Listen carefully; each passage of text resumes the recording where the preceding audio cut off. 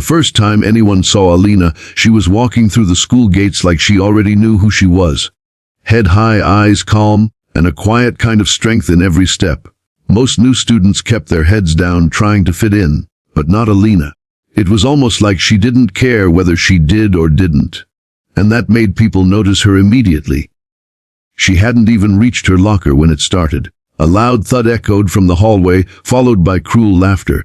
A skinny boy with messy hair and oversized glasses had just been slammed against the lockers. Papers from his bag scattered across the floor like autumn leaves in the wind. His name was Amir, a boy so quiet most students forgot he existed. He was always alone, always anxious, and always a target. Standing over him were three of the school's worst bullies, Bilal, Wakas, and Danny. They weren't just mean, they enjoyed making others feel small. They lived for fear, for control. And for them, Amir was the perfect punching bag. Oops, Bilal smirked. Did your weak little arms drop your homework again? Wakas stepped forward, stomping on one of Amir's papers. Maybe he needs a babysitter. Alina watched all of this without blinking. Then she did something no one expected. She walked right up to them. Pick it up, she said, her voice steady, pointing to the paper under Wakas's foot. The bullies paused, surprised. A new girl, telling them what to do. Bilal chuckled. You must be lost, new girl.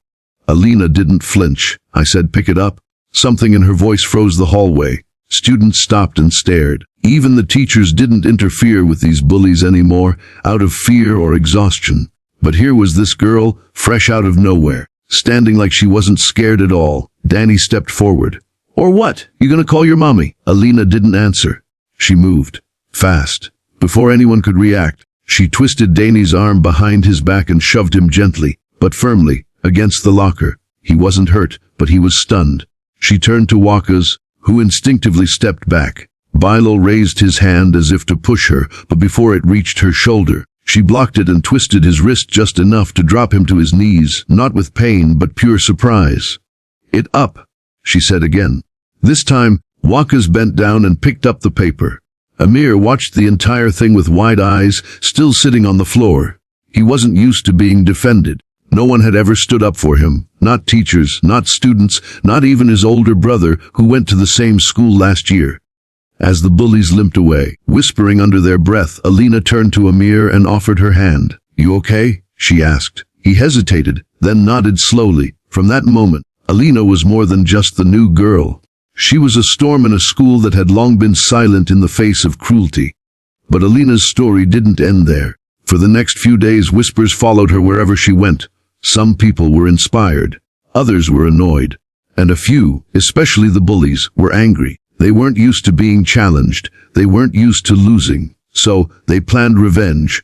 It came during lunch break. Alina was sitting alone under a tree in the courtyard when the three bullies returned, this time with backup.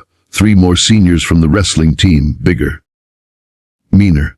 They surrounded her like a pack. You think you're tough? Bilal sneered. Let's see how tough you are when it's 6 against 1. Amir was watching from inside the cafeteria. He froze, hands trembling. No one else moved. No one even thought about calling a teacher. But Alina stood up slowly. She didn't look scared, just disappointed. You had your chance, she said softly, and you chose the wrong fight. What followed wasn't a brawl, it was a lesson. Alina didn't just fight, she defended. She moved like someone trained, not just in fighting but in restraint.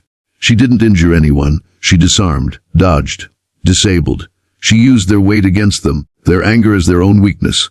Within minutes, the courtyard was silent again. 6 bullies lay groaning on the ground, no blood, no broken bones, just broken pride. Teachers arrived late. They were shocked. The principal tried to scold her. Violence is not tolerated here, he said sternly. But Alina looked him in the eye and replied, then maybe don't tolerate the ones who start it. The word spread fast after that.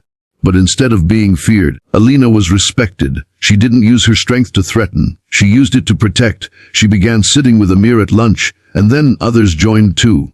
Slowly, kids who were once invisible found a place at her table. Quiet ones, shy ones, bullied ones. They felt safe for the first time in years, not because Alina fought for them, but because she believed in them.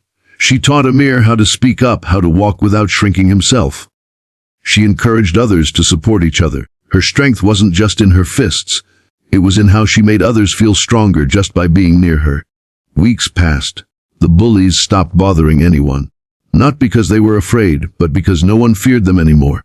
The school changed, a little at first, then more. Because one girl showed up, refused to stay silent, and chose to defend the weakest when no one else would. And that's the truth about real strength. It isn't about beating people down. It's about lifting people up, even when you have to stand alone to do it.